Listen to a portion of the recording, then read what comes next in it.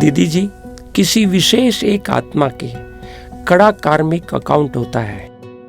उसके संस्कारों से हम खुद को डिस्टर्ब करते रहते हैं और उनके प्रति शुभ भावना भी नहीं रख पाते। इस परिस्थिति में उस आत्मा से हिसाब किताब कैसे चुकता करें?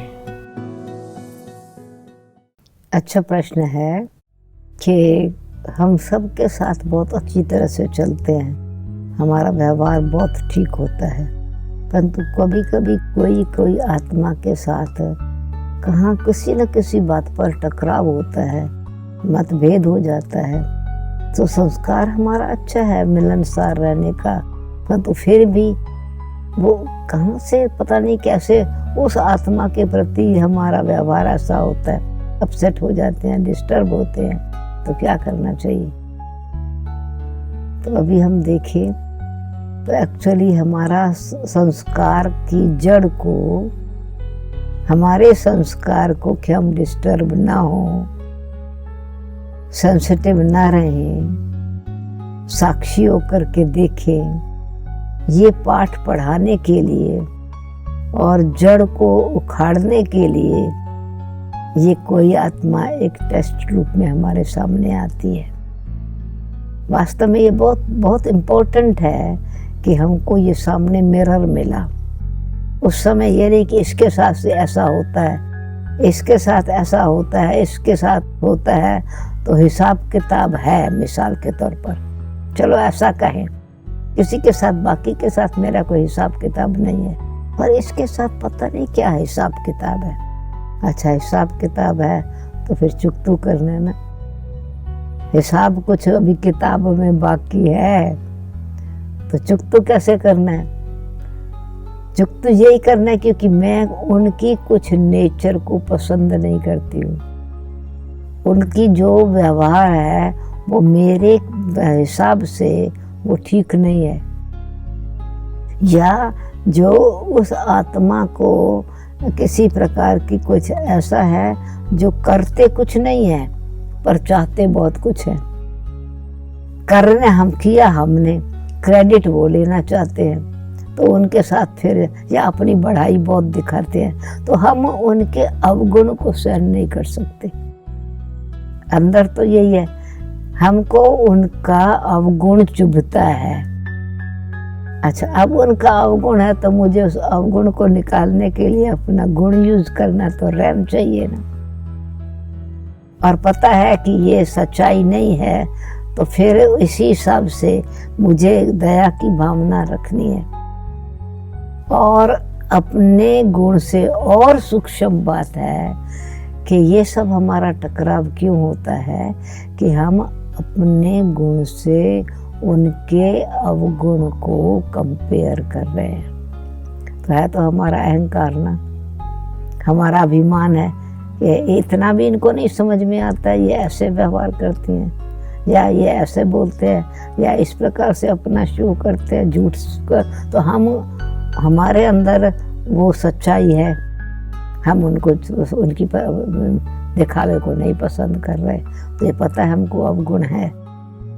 अच्छा अभी हम अवगुण है तो बीमारी है, मैं हेल्दी हूँ वो बीमार है, तो तरस पड़ना चाहिए ना। उसका इलाज फिर क्या है? उसका इलाज मुझे उनको सिद्ध करना, जिद करना कि तुम्हारे में ये रॉन्ग है, और मैं सेंसिटिव बन जाऊं और उनसे अपना संबंध खराब करूं, तो और ही संबंध बिगड़ेगा, वो सुधरेंगे तो नहीं। तो इसीलिए ये पहले ये शुभ भावना रखनी है कि मुझे अपने गुण से उनका अवगुण कंपेयर नहीं करना है, और उनके अवगुण से मुझे ये गुण सीखना है कि देखो सब बातें अच्छी होते हुए भी इस आत्मा में ये है, तो ये नुकसानकारी है ना, दूसरे का भी नुकसान कर रहा है, और मैं अपना नुकसान प्रैक्टिकल में पहले तो मैं अपना नुकसान कर रही हूँ। तो इसीलिए मुझे साक्षी दृष्टा होना है और बाबा को साथी बना करके शुभ भावना शुभ कामना रखनी है। मुझे इस आत्मा को नहीं बदलना है, मुझे इस आत्मा को सहयोग देना है। हम ये समझते हैं कि हम इनको बता के ना, सिखा के इनको बदलें, नहीं। बाबा ने जैसे हम बच्चों के अंदर भावना अच्छी रखी है, शुभकामना अच्छी रखी है, सिखाते हैं, पर अपने आप को बीमार नहीं करते, अपने आप को सुनहरे रखते हैं। रहमदिल है, कल्याणकारी है, शुभ चिंतक हमको भी बनाते, ऐसे ही हमको बनाते हैं। तो खास उस आत्मा के लिए मैं समझो इस समय बाबा ने मुझे रूहानी डॉक्टर बनाया है, तो पहले मुझे अपने आप, अगर मुझे उनको ठीक करने की भावना है भी सही, तभी उनको साथ गुस्सा आता है। तो जैसे डॉक्टर को बीमार को ठीक करने के लिए अपनी प्रोटेक्शन पहले चाहिए, उसको मास्क भी चाहिए, माउथ के लिए ग्लव्स भी चाहिए, हैंड्स के लिए ड्रेस भी चाहिए, अपने आप की सेफ्टी के लिए। तो ऐसे मुझे आत्मा को भी अपने स्वमान की सीट पर रखना है, अपने आप को अभिमान की सीट पर नहीं रखना है। हम अभिमान की सीट पर सूक्ष्म में कहा न कहा अभिमान आता है या ईगो आता है, तो वो हमारा गुण भी अवगुण बन जाता है उनके अवगुण के कारण। इसलिए मुझे अपना भी भला करना है और उन आत्माओं का भी भला रखना है। इसलिए रहमदिल, साक्षी दृष्टा और कल्याणकारी, ये 3 बातों को ध्यान रख। हमारा हिसाब किताब उनसे नवा हिसाब किताब नहीं बनेगा, और पुराना जो है वो सिचुएशन हमको सिखा रहा है कि उनका मैं दर्पण अगर हूँ तो दर्पण कभी भी अपने ऊपर किसी चीज़ की कमी को नहीं लेता है, सिखाता है, दाग मिटाता है, परंतु शीशा जो है वो किसी की धूल या किसी की मिट्टी या किसी का दाग अपने ऊपर नहीं लेता। तो मैंने जीवन प्रभु को अर्पण किया है, तो मुझे दर्पण बन करके रहना है, ताकि दूसरा अपनी कमज़ोरी को आप ही सीख जावे, मुझे शिक्षा दे करके नहीं सिखाना है।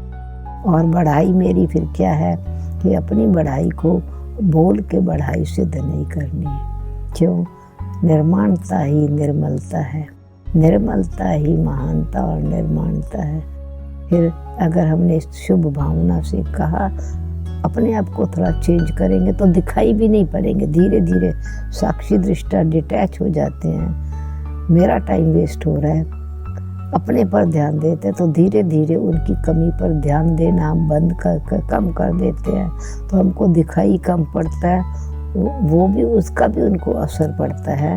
वो धीरे धीरे उनकी कमज़ोरी फिर हमारी शुभ भावना से ख़त्म हो जाती।